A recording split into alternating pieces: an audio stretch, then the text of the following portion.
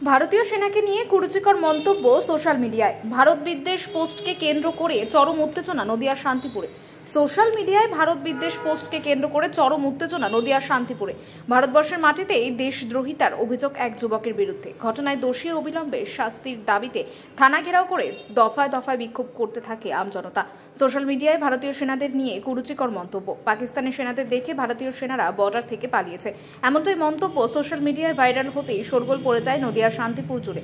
অভিযোগ, নদিয়ার শান্তিপুরের গয়েশপুর পঞ্চায়েতের টেংরিরডাঙ্গা গ্রামের শরীফ শেখ নামে এক যুবক এই মন্তব্যে সোশ্যাল মিডিয়ায় পোস্ট করেন।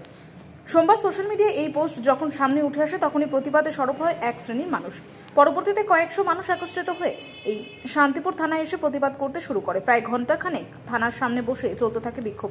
মূলত দাবি, ভারতের মাটিতে থেকে এত ভারত বিদ্বেষ কেন? ওই যুবকের সাথে জঙ্গিদের যোগ সাজস রয়েছে। পুলিশ সব জেনে শুনেও নীরব।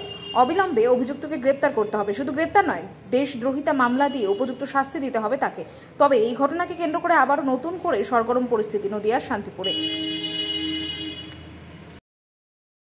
অবিলম্বে জঙ্গি গ্রেফতার করতে হবে, অবিলম্বে জঙ্গি গ্রেফতার করতে হবে, অবিলম্বে পাকিস্তানের জঙ্গি টেঙ্গিডাঙ্গা থেকে গ্রেফতার করতে হবে, পাকিস্তানের জঙ্গিকে টেঙ্গিডাঙ্গা থেকে গ্রেফতার করতে হবে, পাকিস্তানি জঙ্গিকে অবিলম্বে গুলি করে মারতে হবে।